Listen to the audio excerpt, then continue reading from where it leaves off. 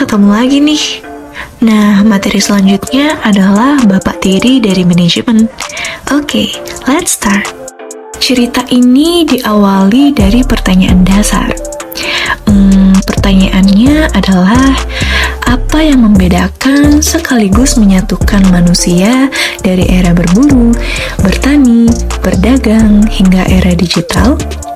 Ayo, bisa tebak nggak?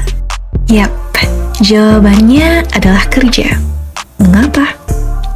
Ya, karena kerja adalah kegiatan dasar manusia dalam mempertahankan hidup dan keberadaannya.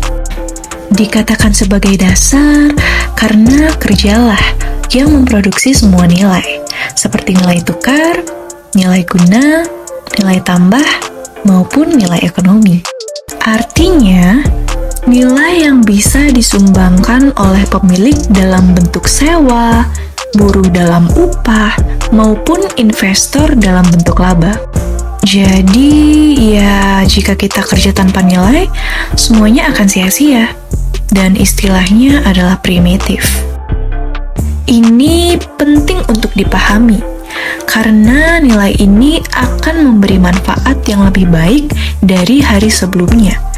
Dengan cara ini, kerja pasti menjadi lebih menggeliat dalam memproduksi nilai.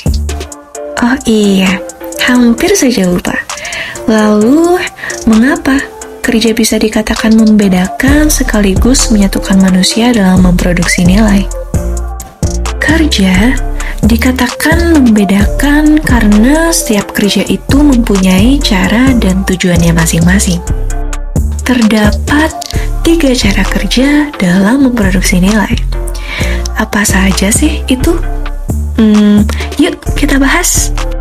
Pertama, kerja yang diawali dengan mengasah keterampilan dengan pengetahuan dan teknologi. Dalam berekonomi, kerja yang seperti ini disebut dengan kerja input. Kedua, apabila setiap orang bereaksi terhadap hasil, maka cara tersebut disebut dengan kerja sebagai investasi. Ketiga, apabila cara kerja menyisipkan nilai-nilai sosial yang berlaku di masyarakat, maka kerja ini dikatakan sebagai norma. Nah, ketiga cara ini mempunyai tujuan yang sama, yakni bekerja dengan efisien dan efektif. Kerja dikatakan efisien apabila kerja itu tunduk pada proses. Dengan kata lain, kerja dilakukan dengan benar. Sedangkan kerja dikatakan efektif apabila kerja itu berorientasi pada hasil. Dengan kata lain, kerja dilakukan secara benar karena menggunakan alat dan prasarana yang tepat. Kemudian, kerja dikatakan sanggup untuk menyatukan karena kerja mengatur antar unit kerja menjadi terhubung dan saling tergantung satu sama lainnya. Contohnya seperti rantai makanan. Satu saja terputus, maka orientasi kerja akan berantakan, alias karatan, istilah kasarnya. Namun, semua ini masih bisa diperbaiki kok. Lalu, apa ya yang bisa memperbaiki ini semua? Yang bisa memperbaikinya adalah pembagian kerja dengan harmoni dan kompetisi sebagai cirinya. Harmoni tercipta apabila kerja terstruktur dengan baik. Ya, seperti ada atasan, ada bawahan, dan ada kesetaraan yang tertata dengan apik. Ada quotes nih. Belajarlah dari anak kecil tentang harmoni. Mereka lebih cepat akrab apabila ada ketegangan di dunia kerja. Di sisi lain, kompetisi menjadi penting karena dia sanggup membuat kerja menjadi gairah. Gairah yang dimaksud adalah gairah untuk menjadi sehat dan sehati dalam membangun kerajaan bisnis. Singkatnya, harmoni dalam bekerja untuk merukunkan kompetisi dan kompetisi bekerja untuk menyehatkan harmoni.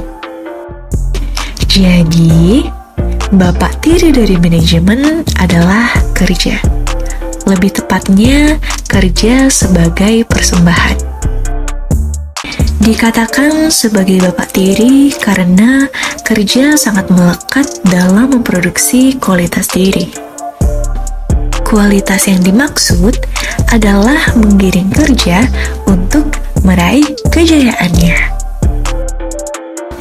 Dan dikatakan kerja sebagai persembahan karena kerja mengabdi kepada suatu kepentingan tertentu dalam meraih eksistensinya.